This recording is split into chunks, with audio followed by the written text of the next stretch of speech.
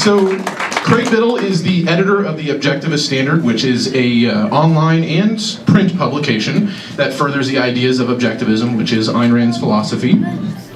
He's the author of the book Loving Life. That's correct, right? Yep. And he is also working on a new book. Can you help me out, Craig? Sorry. On Thinking in Principle. Thinking in Principle. So, ladies and gentlemen, please help me by welcoming Mr. Craig Biddle.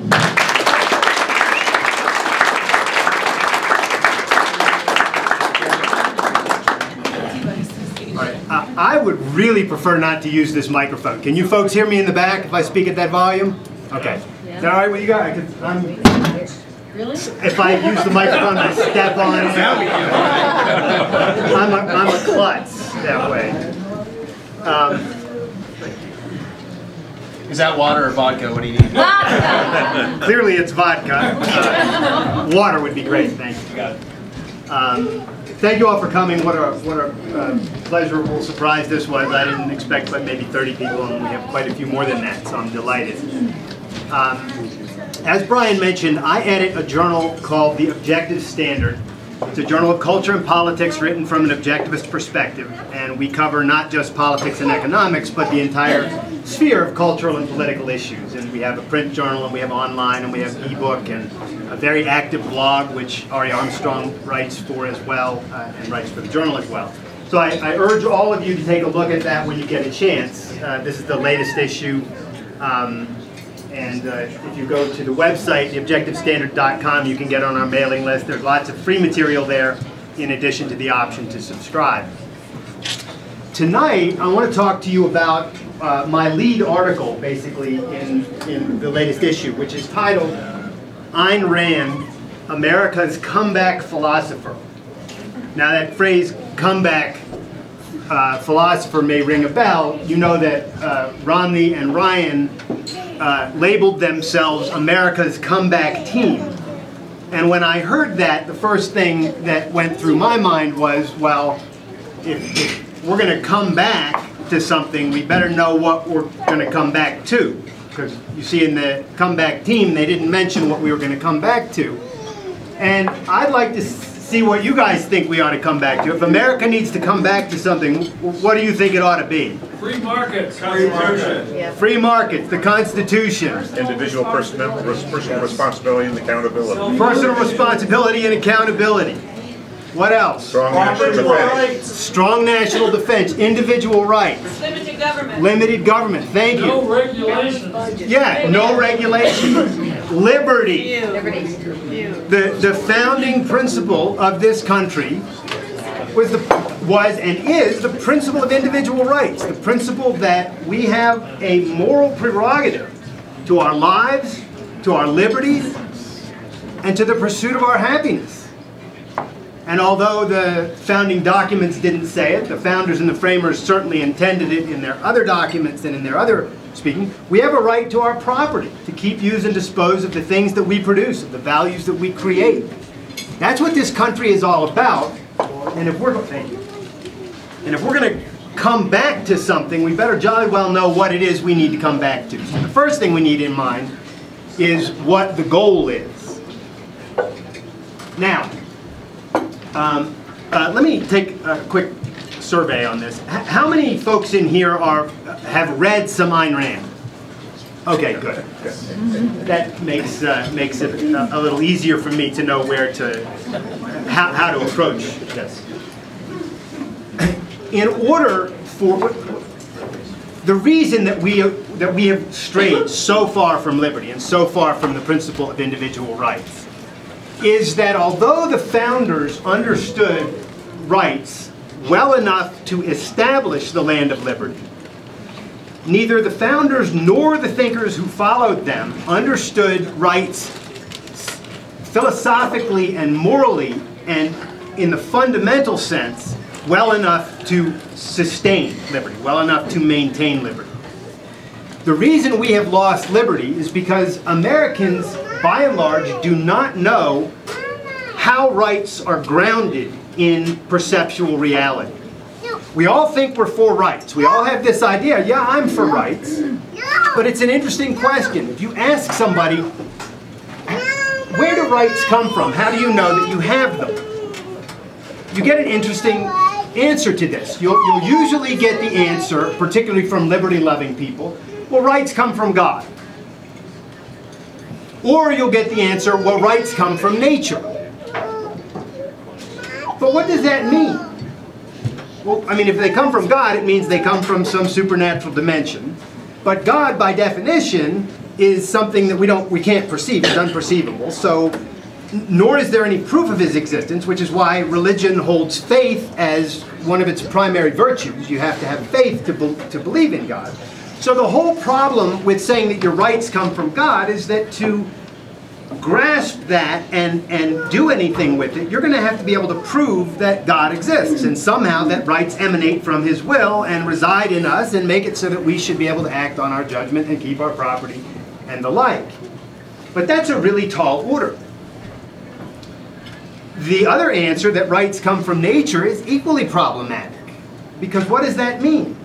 Well, historically, if you ask, the founders, or Jefferson, or John Locke, who the founders basically got their ideas about rights from, or earlier thinkers, Hugo Grotius, Samuel Pufendorf, the early 18th century free thinkers and rights theorists, all of them say that rights come from nature. But if you push further and ask, well, what do you mean they come from nature? The answer is, well, they come from natural moral law. And if you push further and say, well, where does this natural moral law come from? Well, it comes from God. And this is the answer that they give. This is the answer that they give in rights, and this is just historical fact. The idea of natural rights is really God-given rights, by and large. So the problem is that we have this idea of rights, and the country was founded on it, but Americans can't defend it because they can't say specifically and point to the facts of reality that give rise to it. If you say that they come from nature, what does that mean? We go out and pick them off of trees like berries? Rights are out there somewhere? Well, that's ridiculous. So are they in here somewhere? Are they inside of me like bones in my lungs? Well, that's equally ridiculous. If you cut me open, they're not in there. So the question is, if we want to defend liberty, we have to be able to identify what rights are and where they come from. We have to know the perceptual facts of reality that give rise to rights. We have to be able to say what rights are and how we know that we have them, and point to facts in reality that give us that. We need to undergird, if you will, the concept of rights and give it a scaffolding that ties it to reality. And this, I submit, is what Ayn Rand's philosophy of objectivism does. And now it does a lot more than that, but for the purposes of our interest, our mutual interest tonight, which is liberty and defending rights, this is what Rand's philosophy does. Now to see that, and I only have a brief time tonight, I want to try to stop talking after about 25 or 35 minutes to give you guys room for Q&A. So I'm not going to go too deep. I just want to give you an indication of Rand's philosophy and how her philosophy and rights are related to each other, and how her philosophy anchors rights in reality, in facts that you can see. And I want to contrast her philosophy with the other two dominant philosophies of the day, which are religion, which is the dominant philosophy of conservatism, and subjectivism, which is the dominant philosophy of the left, or of modern liberalism. I don't like to give them that term, liberalism, because they don't deserve it. But those are the basic philosophies today. And I don't know that everybody would necessarily want to agree with that as the label for them. I think the left would probably say, we are not necessarily subjectivists. But if you push them, you'll find out that they are. And their spokesmen, like Richard Rorty, who I'll quote shortly, are certainly subjectivists. So I want to talk about Rand's philosophy, and I want to talk about it at a few different levels. First, with respect to the basic nature of reality. What is her view on that? As against the religious view and as against the subjectivist view. Then I want to turn to Rand's view on how we acquire knowledge, on the nature of knowledge, the nature and means of knowledge. And I want to compare her views there to those of religion and those of subjectivism. And then I want to move on to ethics and talk briefly about Rand's view of ethics and how she approaches that, what her view of the standard of value is, what her view of the proper beneficiary of values is, and what her view of the nature of virtue is, what moral action is. And again, we'll compare that to the other two. And then finally, I want to talk about their views of rights and their corresponding views of the purpose of government. So again, this is just an indication, and it's going to be a bit quick, but I want to give you a sort of an overview that hopefully will interest you in looking further into this. So Rand's view of the basic nature of reality, which is the technical term for this branch, is called metaphysics. It's the branch of philosophy that studies what is true of reality as such. And according to Rand, there's one reality. There's just this one reality that we perceive. You look out there, you see people, trees, automobiles, planets, etc. Our senses give us information about the world that actually exists, the one right before our eyes, and then by integrating that sensory data, we're able to form concepts and generalizations and principles. So for instance, we look out and we see a cat and then a dog, and then we see a dead animal, so we see death.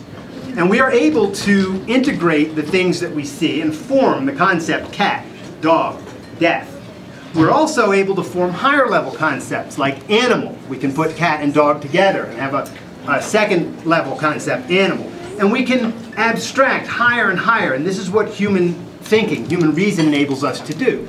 But according to Rand, it's all anchored in this one reality.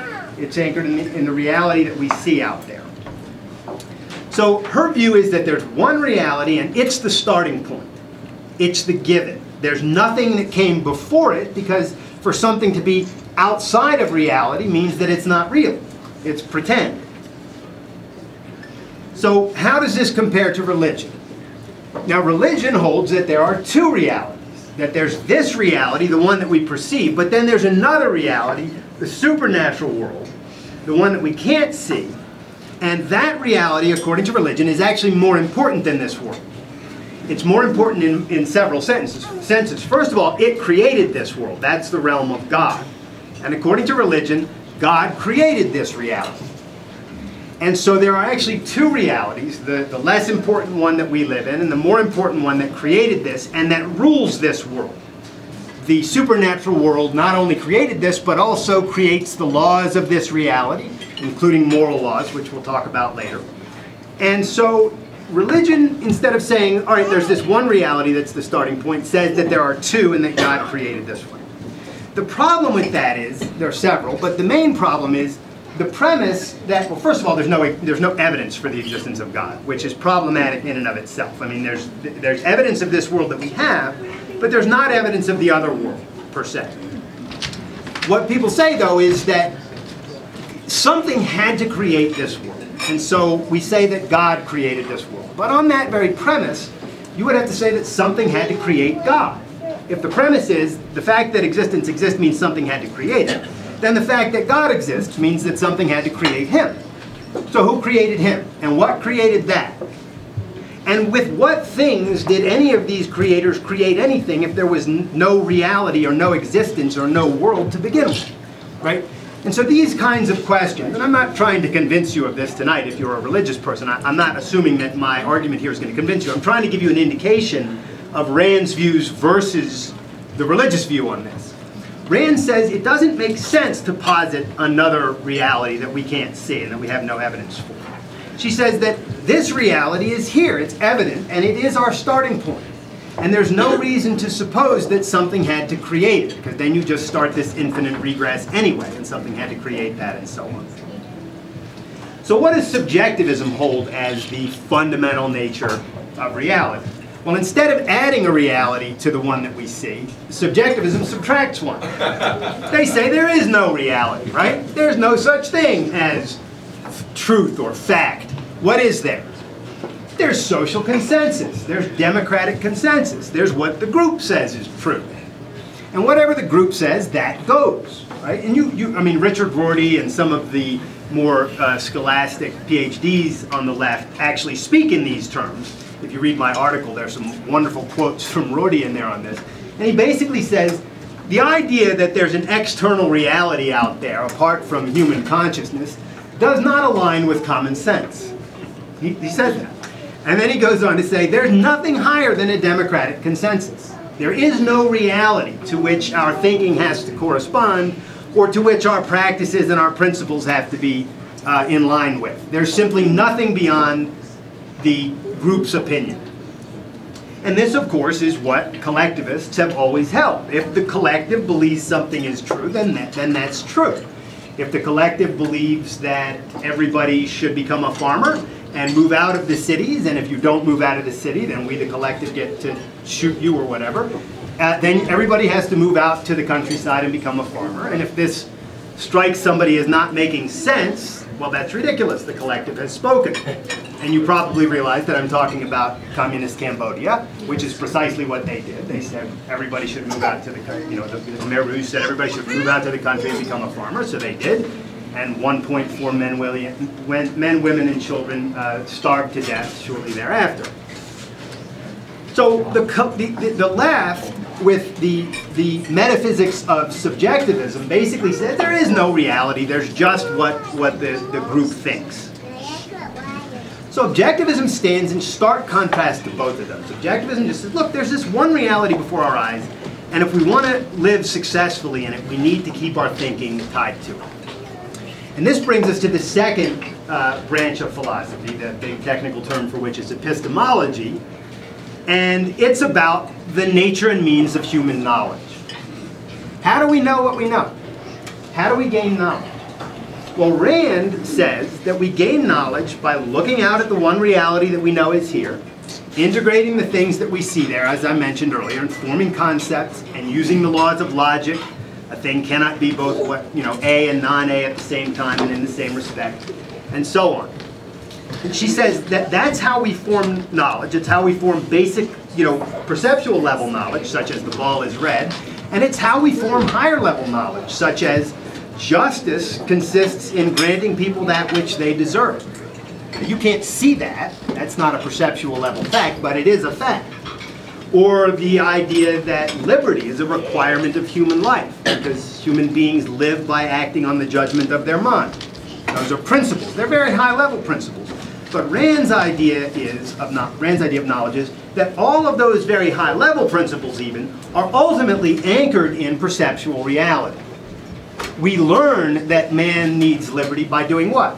By observing men and observing history and seeing what happens when man does have liberty and seeing what happens when he doesn't have liberty. And so her whole view of the way that we gain knowledge is very much anchored in her metaphysics, the earlier branch. There's one reality, we have to use our five senses and our conceptual faculty to understand it, and that's where knowledge comes from. Also, moral knowledge comes from there, knowledge of good and bad, right and wrong. She's got a whole ethics built on that, which we'll get to in a minute. What is the religious view on this? The religious view on man's means of knowledge is that, sure, man gets some knowledge by looking out at this reality. But the most important knowledge, the really important knowledge, the knowledge of moral principles and things like that, does not come from perceptual reality. It comes from revelation and faith, or it comes from Scripture. It comes ultimately not from observation and logic, but from what we're going to learn are the virtues of religion, which is faith and belief in God and adherence to Scripture. And although religion does not discount entirely the idea that we can know this world by opening our eyes and look at it, it does say that the really important knowledge comes from the other dimension. Now the problem with this is that faith is accepting ideas in the absence of evidence. That's why we have the concept. Otherwise, if it was accepting ideas for which there is evidence, you wouldn't need the concept faith. You'd just say, well, that's just going by reason. That's what reason is. The whole reason for the concept of faith is that we need a concept to capture what religion is calling for there.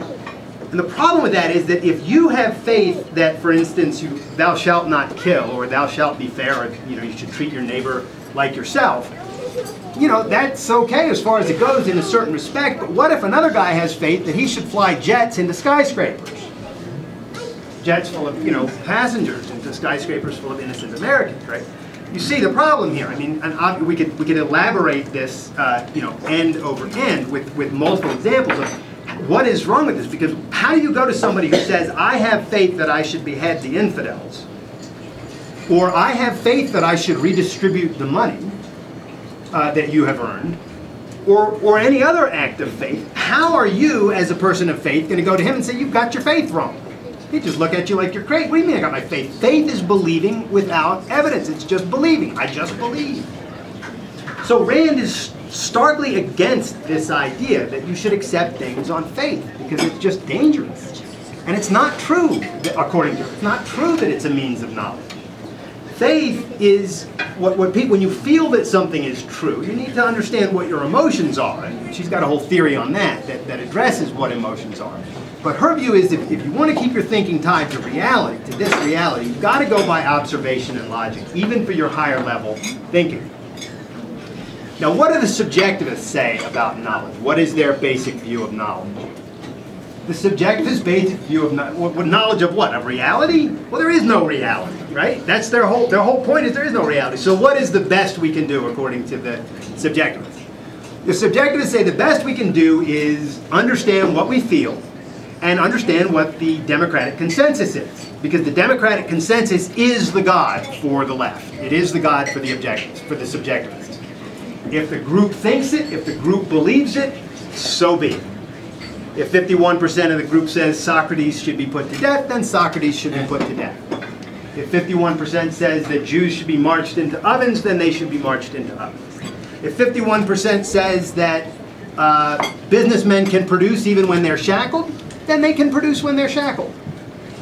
If the majority says that printing money, fiat money is as good and real as gold, then so be it. You get it? I mean, and this is the way, unfortunately, this sort of paints more the picture of the reality that we're living in today. This is the way that the left thinks. And their whole view of what knowledge is what underlies and gives rise to this. And although Obama and company are not explicit, they don't come out talking about theories of knowledge or epistemology, if you go read the leftist philosophers who do talk about epistemology, this is what they will tell you. Again, if you want some juicy quotes from Richard Rorty and some other people, read my article on this subject, and it's pretty astounding what they say. So, in sum, the objectivist view of knowledge is we need to look at reality, use our conceptual faculty to integrate the things that we see, form concepts and form principles to guide our thinking and our living here on earth. Religion says you can do some of that, but the most important knowledge comes through faith, and subjectivism says knowledge? What is that? We just have democratic consensus. So this brings us to morality. And at morality, I want to talk about morality at 3 different levels. There's a standard of value, what is regarded as the standard of value of either of these 3 philosophies.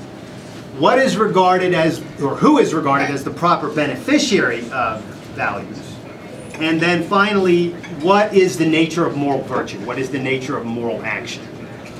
Now, according to objectivism, the standard of moral value is the requirements of human life on earth. That which promotes human life is good. That which harms or destroys it is bad. It's just simple and black and white. So, thinking, looking at reality, these are good things.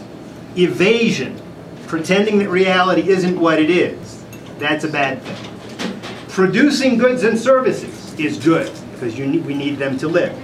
Building your business, and yes, you built it if you built it. Building your business, that's good, because building values is good. Trading with other people is good. Trade is good, everybody gains. Theft is bad. Destruction of businesses is bad. It's just black and white, right from the ground up. And it's easy to make it black and white because our standard of value is the requirements of man's life. And we can tell what is good and what is bad for human life. There are actual facts that we can identify concerning this.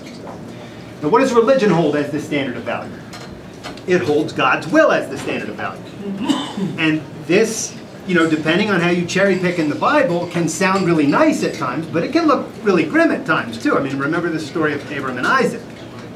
God tells Abram, take your son, your only son Isaac, whom you love, and take him up and sacrifice him as a burnt offering.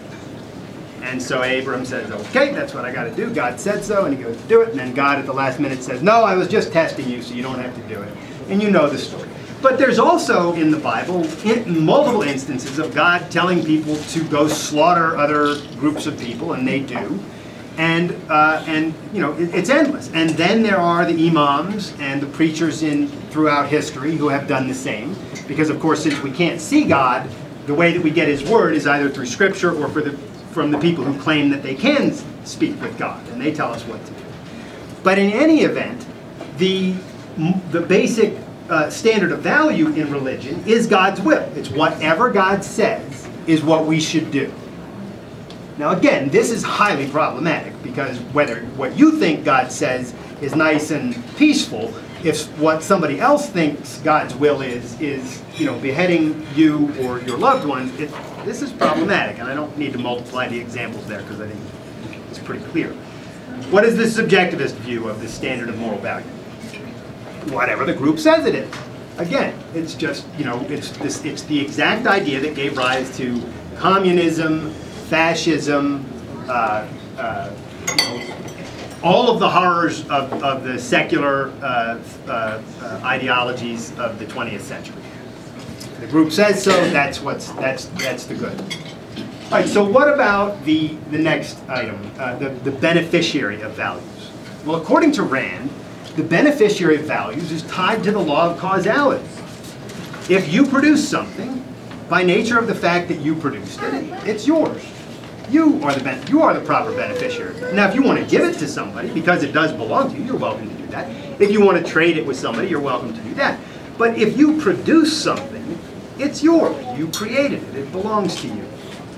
Pretty simple.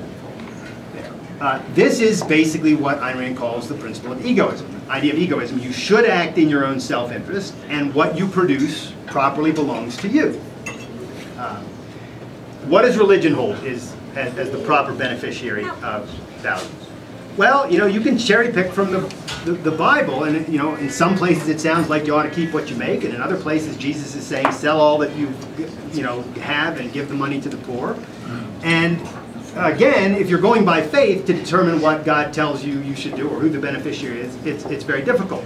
But historically, particularly in this country, you can rest assured that the preachers have almost invariably said that the proper beneficiary of the values that you produce, the wealth that you produce, is not entirely you, if you at all. This is what the whole redistribution of wealth is all about. You are your brother's keeper. You have to give your money. Yes, you produced it. These guys didn't. They need it, so you have to give it to them. And this has been driven not only by the left, but also by religion, in large part, from the beginning. So, you know, although I grant that you can find instances in the Bible where it sounds like if you built something, you know, it's yours, but there are many instances where it says otherwise. And since it's all going to be based on faith anyway, where are you going to go with this? It's very difficult to hold on to the idea that the proper beneficiary of values is the person who produced the goods on a religious foundation. What about the subjectivists? What do they say about the proper beneficiary? Again, I mean, subjectivism is so ridiculous. Again, whatever the group says. So the group says that the poor should get what the rich have, you know. Fair share. Exactly. Whatever the cliche of the day is for them, that's the new beneficiary. All right, now what about virtue, moral virtue? According to objectivism, moral virtue is all about what's good for your life. You should act in ways that are wonderful for you and that make your life fabulous and that help your loved ones and the people that matter to you. So you should think, look at reality, be productive, trade, amass wealth, spend that wealth on things that you love and on people who you love.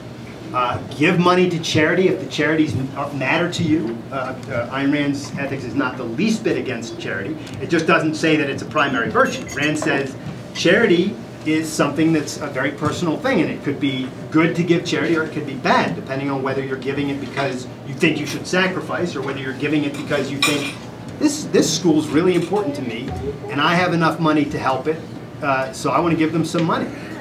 And if that's the case, then according to objectivism, you should give to that charity. It's one of your values. So Rand's view of moral virtue is that you should always act with respect to the hierarchical importance of your own personal values. You should take care of yourself, you should take care of your loved ones, you should take care of the things that matter to you out there in the world.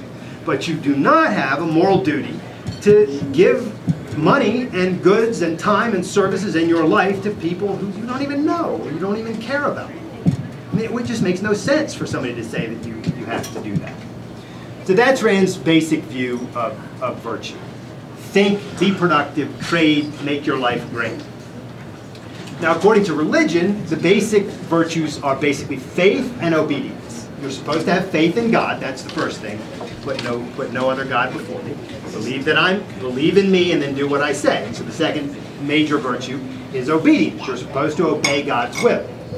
And the Bible is full of instances of people not obeying God's will and paying with their lives for it. And of course, then the history of religion is also, filled with instances of this, from the Crusades to the witch burnings in Salem, et cetera, et cetera, et cetera. Or look at the Middle East, or again, airplanes flying into buildings.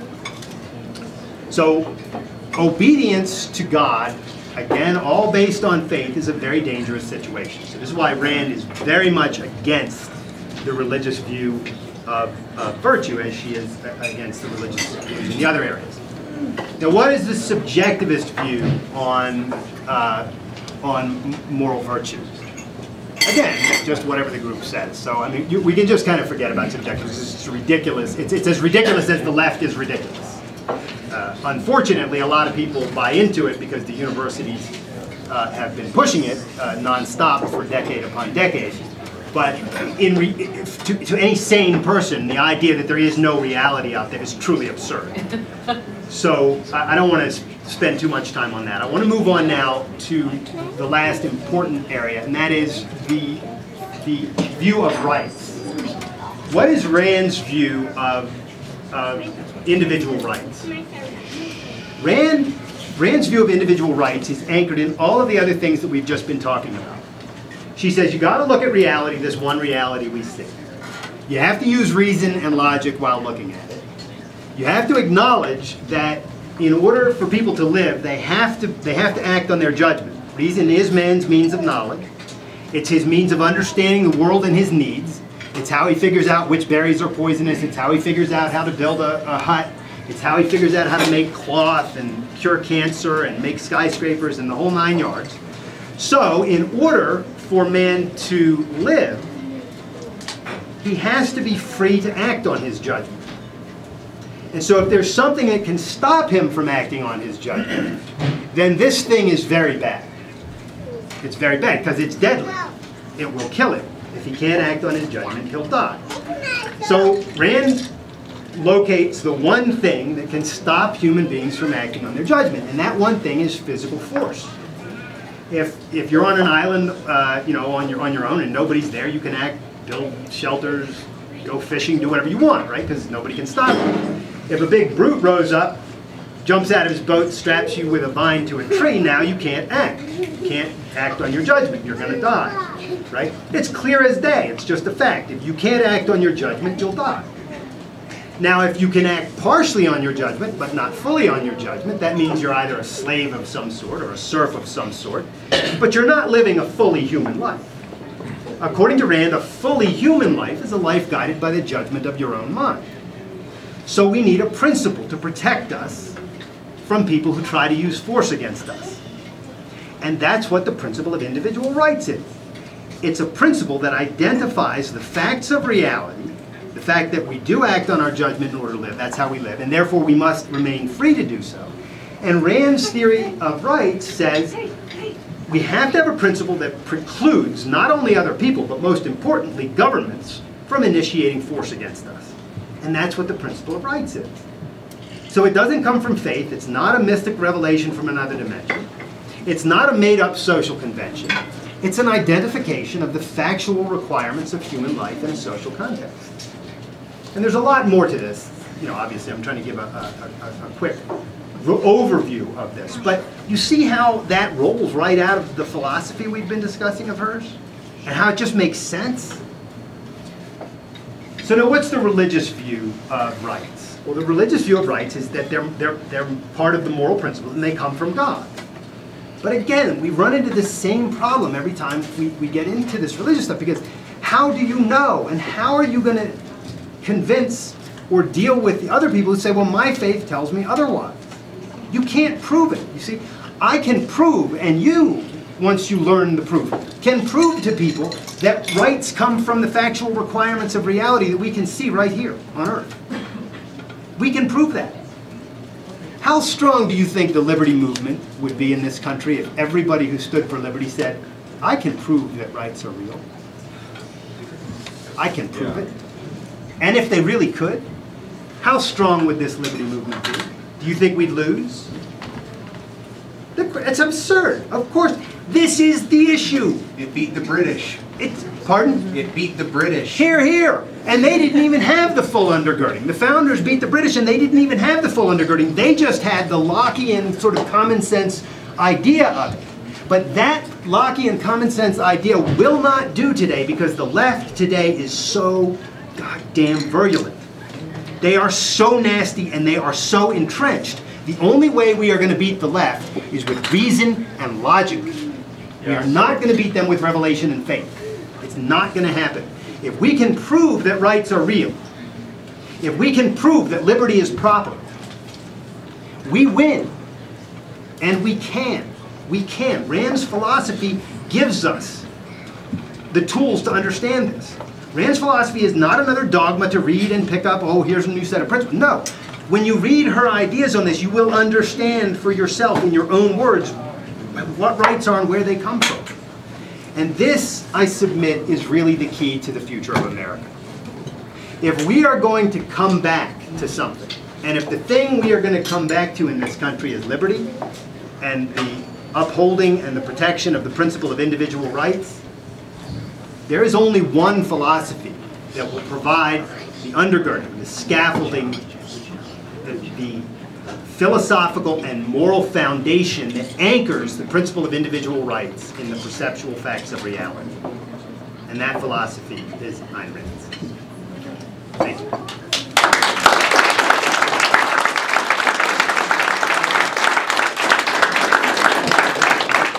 Briefly explain how capitalism fits into that whole theory. Thank you.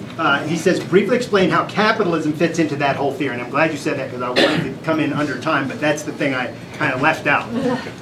So, what is Rand's theory of government then after this? What is the proper role of government and how does that relate to capitalism? Well, since we need this principle, this idea that people may not, they morally may not. It's not that we agreed that they may not, it's that they morally may not because it's a requirement of life that they don't. They morally may not use force against each other.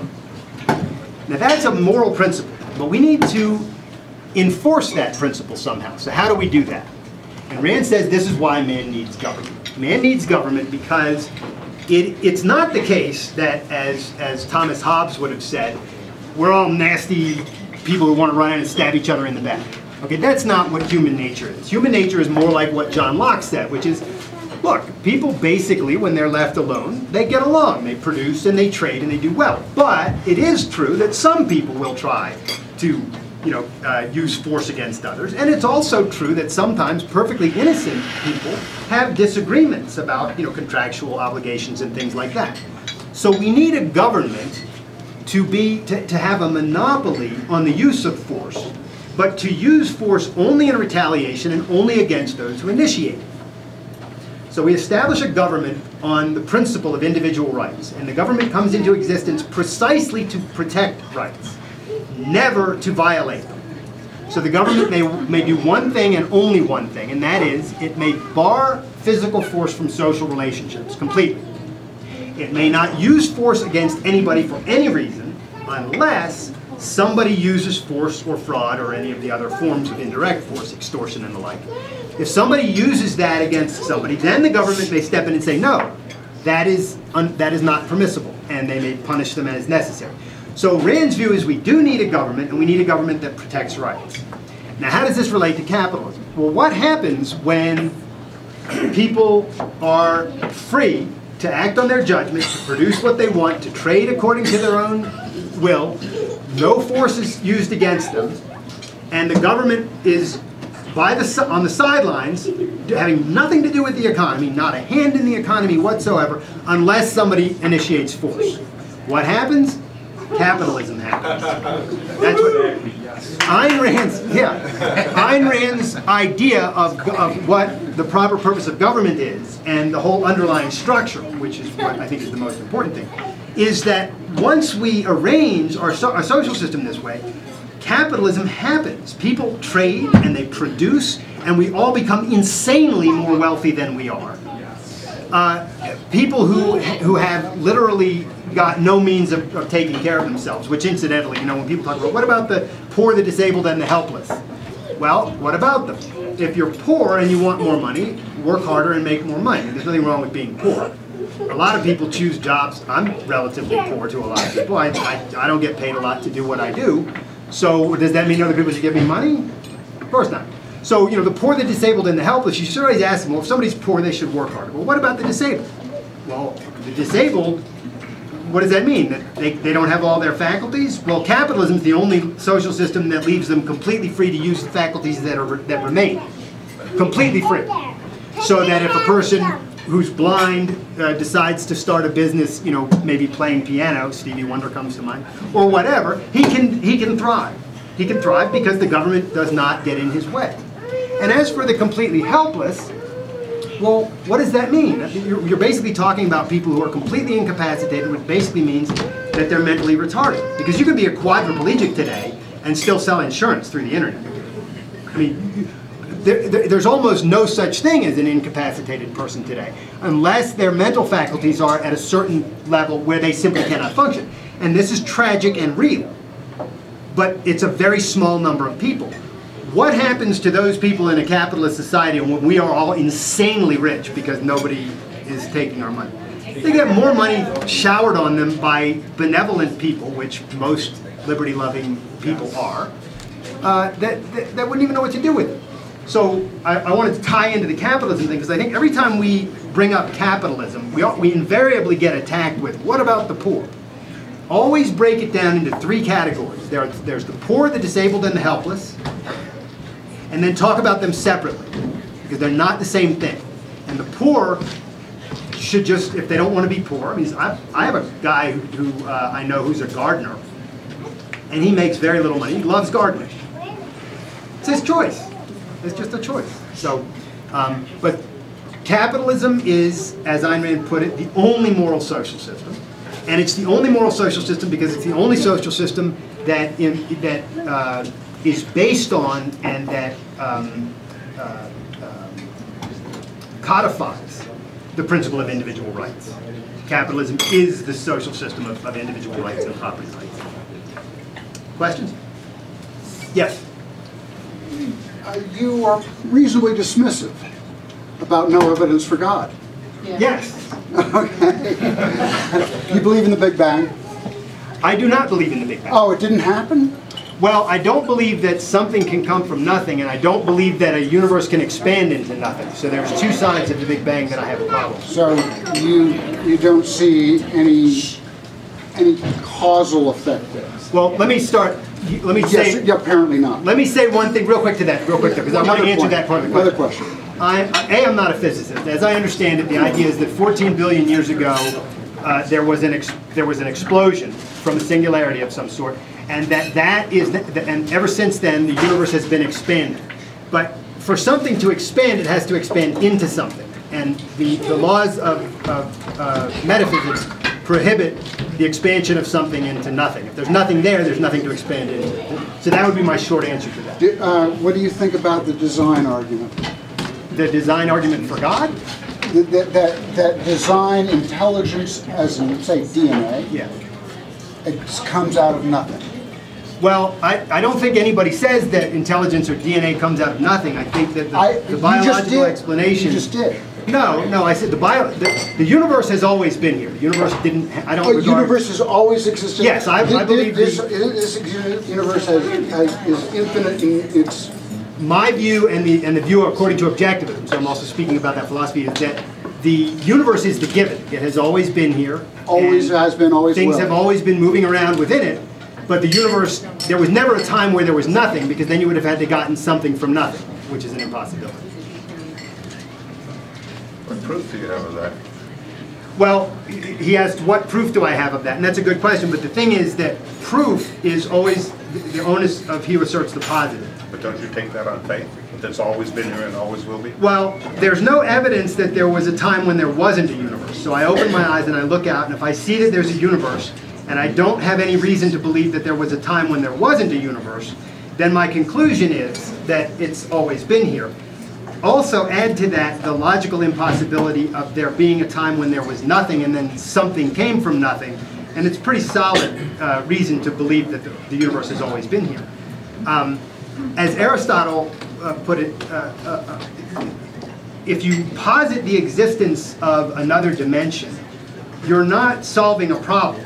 Because if you think the other dimension had to cause this one, it's senseless duplication. You're saying, all right, something had to cause this universe. But then we're stuck with the problem of, well, if something has to cause that which exists, and this other thing existed, what caused it? And then you're going to have to keep answering those questions, and you're in an infinite regress. And this, look, if you have a shred of religion in your thinking, this is not going to go over well with you. And I'm not trying to change people's minds on this matter today, so I wouldn't want to push too hard on this. But my view and the objectivist view is that reality or the universe is the given. It's the starting point, and it has always existed. Yes. So why do you think that religious conservatives want to die on that sword?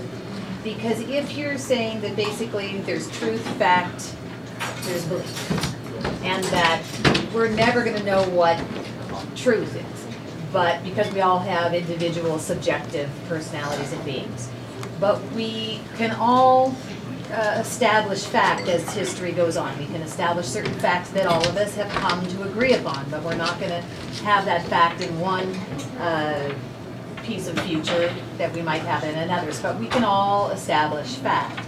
But here's where we have the problem, and that seems to be this belief part you're talking about, which we can all call religion. The left can believe in their religion of global warming. The right seems to believe in their religion of biblical theology. And yet the conservative, the Christian conservative seems to fall on that sword, wanting to at least be true to their religious doctrinal principles rather than have the ability to preserve our rights. Yeah. How do They choose their religion talk over liberty. In other Correct. Yes. It's a very good question. The question is, why do conservatives continue to embrace their religious ideology, even if it's in conflict with their political views? And the reason is that morality trumps politics in the human mind and in the human psychology.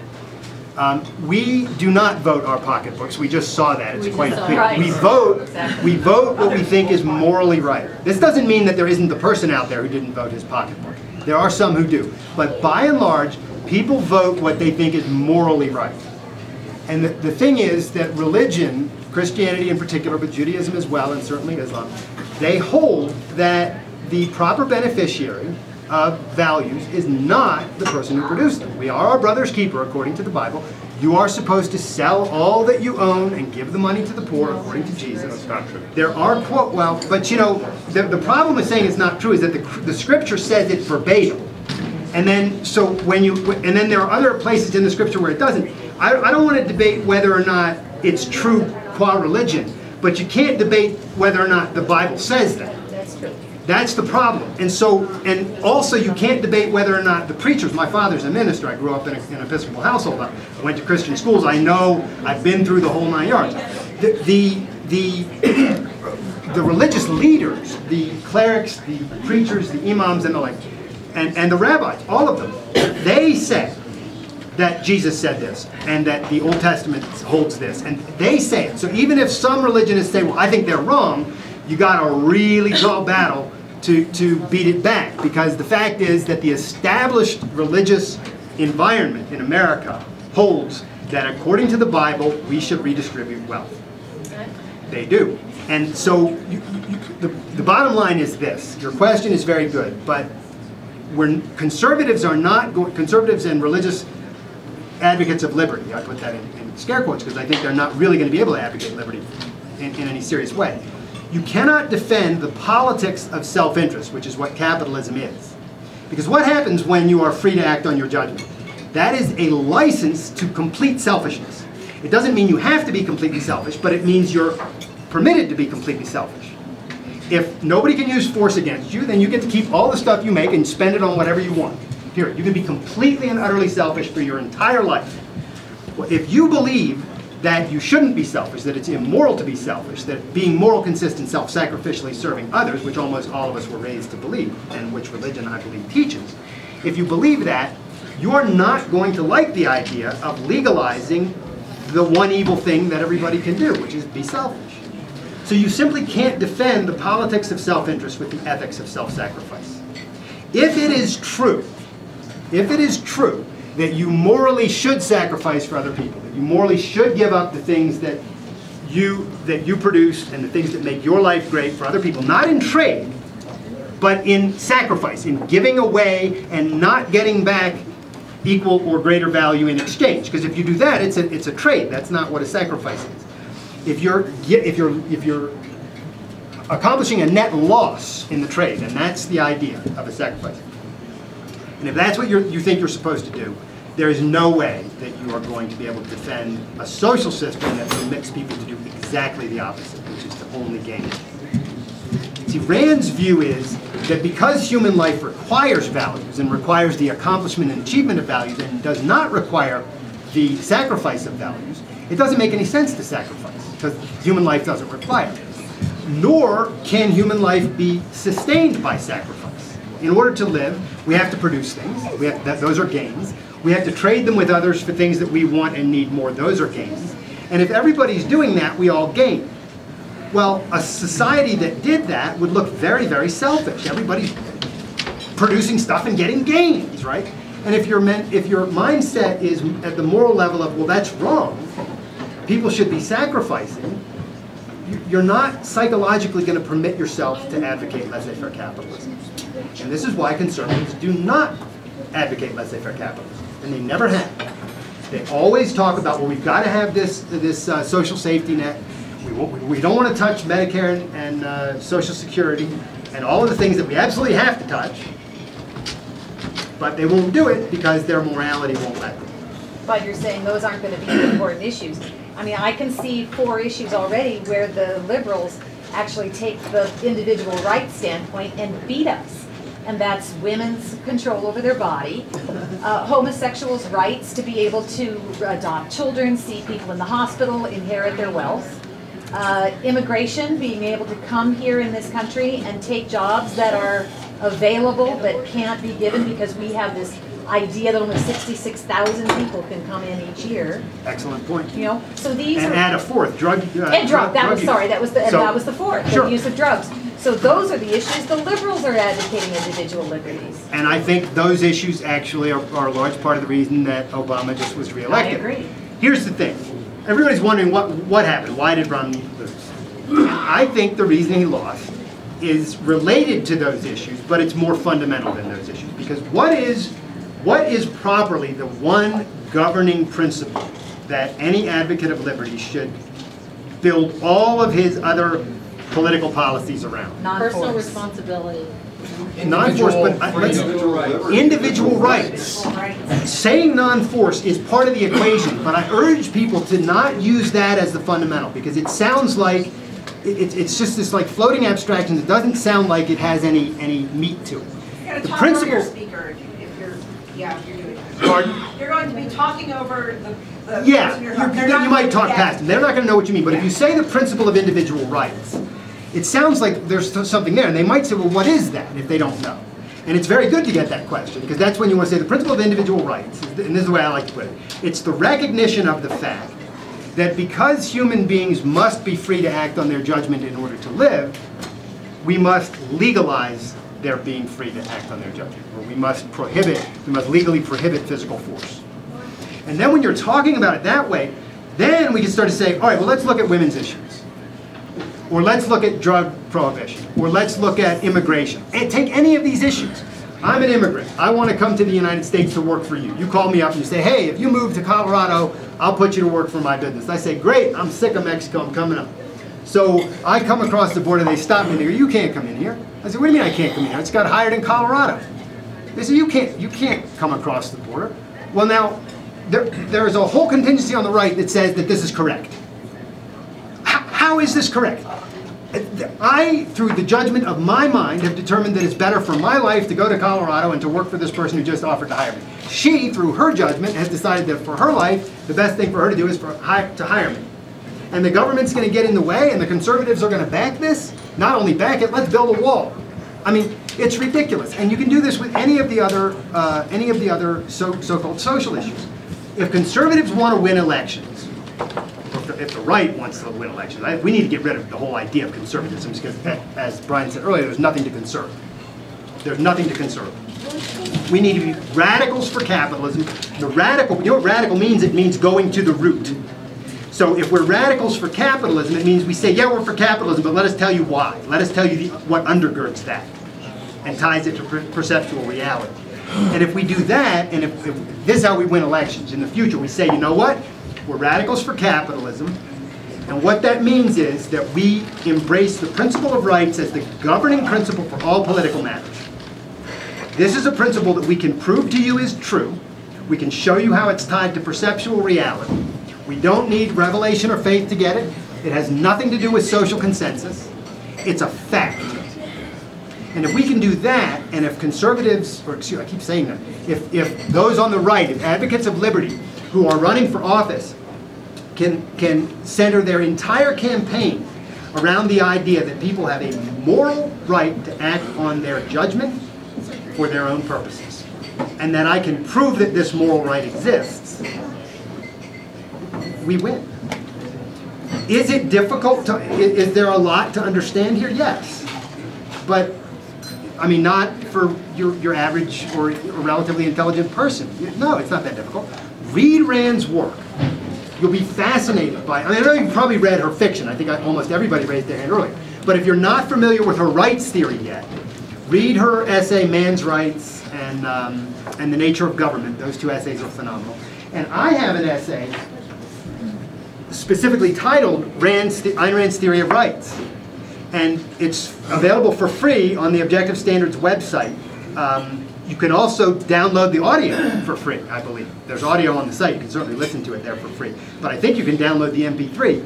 And it gives the entire, from the perceptual level up, building of Ayn Rand's Theory of Rights. And after reading this, you will understand in just plain English, none of its technical terminology, there isn't a technical word in the essay, it's just plain English, and you'll understand how to talk about this in a way that enables us to win. And we need to win, folks. Does anybody think we have a lot more time to win? I mean, no, this is it. Too late. We either win soon, by which I mean within the next several elections, or this country could very well be gone. Now some of us might be dead by then, but if you have kids and you love them, that's selfishness right there to want to have them live in a free society. So whatever the case, we need to fight. Yes? You brought up Mexico a while ago. So how do you view the taxpayer paying for FDA's advertising of food stamps there? Well, the whole idea of us, you're talking about immigrants coming in here and I'm talking about what our government's doing. They're sending money there. Oh, or sending money to Mexico. No, we're advertising.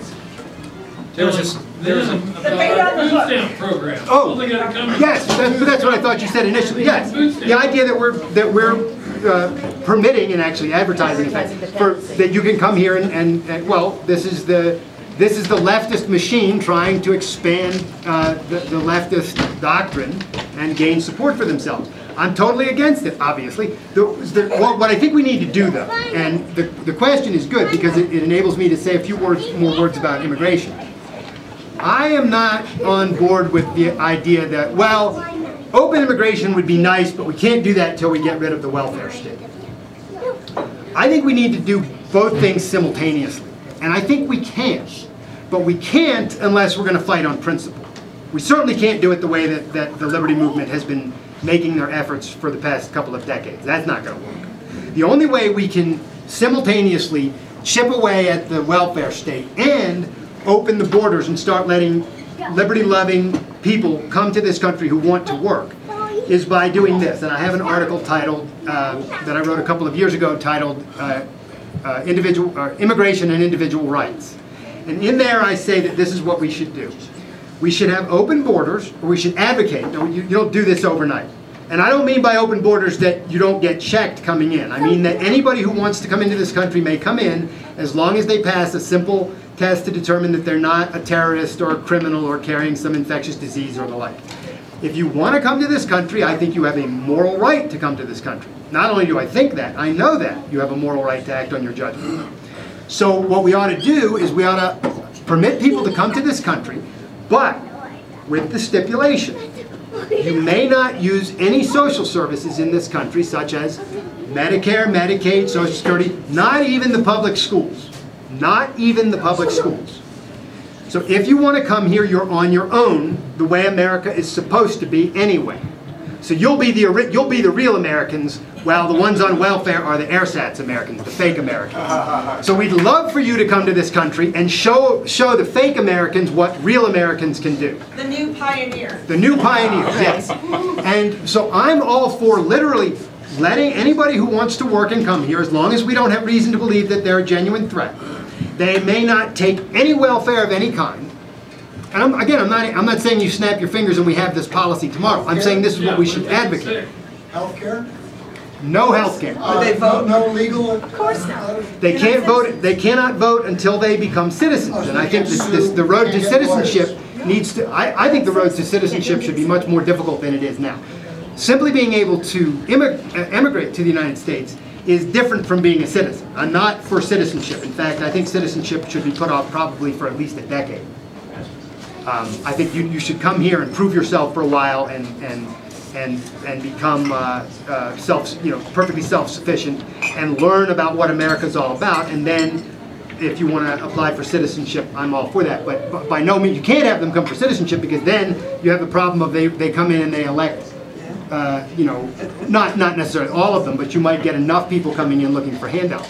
But my idea is to eliminate the possibility of handouts. You legislate that immigrants don't get any, period. And you know what? The immigrants would love it. Because 99% of the people who want to come to this country don't want to come here to mooch anyway.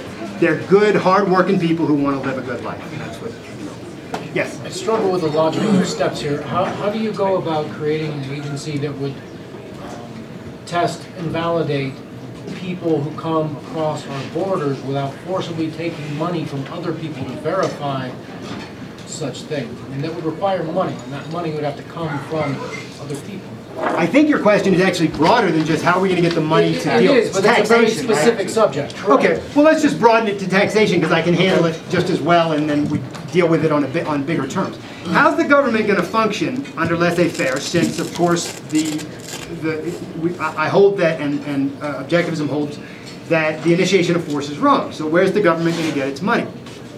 Well, the government's going to get its money from the same place it gets it now, from people, but it's going to get it voluntarily. Why?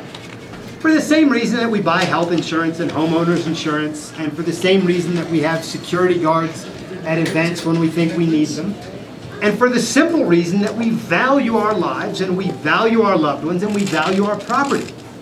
We're not insane.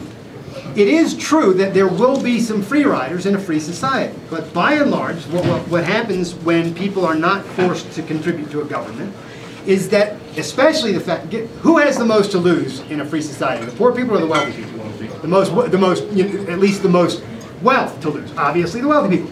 Everybody has liberty to lose, but the wealthy have a lot of wealth to lose, and they don't want to lose their wealth. So they will support a government that will protect their rights. They're not going to support a government that does horrific things to businesses, like create OSHA and tell you what sandpaper you can use in that, for your manufacturing business. And they're not going to support a government that goes off to build nations by sacrificing American lives in the Middle East. And they're not going to give money to stupid, programs. But they will, and just ask yourself, would you contribute to a government if you knew that the alternative was not to have a government but to have chaos? I mean, it's a no-brainer. I wrote an article that is also in the Objective Standard called how to fund a government. What's the title of that article? How would government be funded in a free society is the title of the article. And I go through a much longer argument in there, giving us a series of concretes. But there's one thing in there that I think you'll find interesting. If a government exists and if all money coming in is voluntary, you still have to have a treasury, right? You got to have a place the money comes in. So one of the legitimate functions of a government is the treasury. Well, here's what happens. It's pretty straightforward, and this would just naturally happen in the market. When you give money to the treasury, they give you a receipt. Well, think about what the receipt value is in the marketplace. Do you think that if McDonald's was looking for its next 30-year beef contract, that they would care whether the farmer, the huge farming company that they were going to sign a contract with, do you think McDonald's would care whether that farming company was a free rider or a supporter of liberty? I think they would. Would necessarily every business? Not necessarily. But by and large, there would be a market value to these receipts. People would want to know, are you patriotic? Are you supporting the requirements of this government that keeps us free or not? Now, I don't think you would even need that sort of social pressure, because I think by and large, most people would simply contribute because you need a government in order to defend your rights. But I think there would be an additional social pressure and economic pressure on people and on corporations to give money in support of the government, because if they didn't, they would be socially ostracized and they would be economically penalized. I don't think you would go into Starbucks and they'd want to see your government support receipt. But I do think that I certainly would. I own a business, and I certainly would not want to do major contracts with people who I thought were free riders. So if the idea is that people would do what would economically benefit them, then how do you describe the majority of this country voting in a direction that does not economically benefit? They didn't know that. Well, right, but my point is that your argument necessarily involves an educated populace. Yes, it we does. do not necessarily have an educated populace. Absolutely. I start the article by saying the elimination of taxation is not the first step toward freedom, it's the last. Okay. You don't even begin talking about eliminating taxation until you... I think you'll find the essay interesting if you send me an email. I'll send you a PDF. Take one more really quick question from Brad over there. Yeah, it's just a quick anecdote in support of that. I looked up facts and figures on this one time, and if you kind of discount for a lot of the invalid regulations, the amount of money spent on the administration of justice, meaning kind of police and courts, is in roughly the same ballpark as the sum of money people spend on their pets and restaurant tips. So I always like to concretize this by saying, would people trade fluffy and filet mignon for having liberty and having their lives and properties protected? Excellent point, thank you. And I want to add one other thing to that bolsters it further. Not only would it only be the police, the courts, and the military, and a couple of branches that are necessary, like the Treasury, the government would be so small. I mean, it'd be a fraction of what it is today. But another statistic on what Americans spend money on. Do you know that Americans give over $300 billion a year annually to charity? 300. That's 2% of the GDP.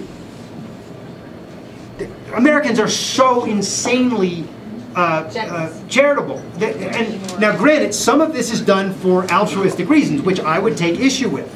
But not all charity is altruistic. A lot of charity is selfish. People say, I love the ballet. I want to give some money to the ballet. I love I know somebody who had leukemia. I want to support St. Luke's, Children's Hospital or whatever. A lot of people give to charity for perfectly selfish reasons. And if they would give to charity for perfectly selfish reasons, for goodness sake, they would give so that if they had a nice house full of valuable things and their children and all that, that there would be police to call if somebody came to harm them. Of course we would. So I really don't think that once we have an educated society that really wants freedom, I do not think that would be a difficult last step. Thank you very much.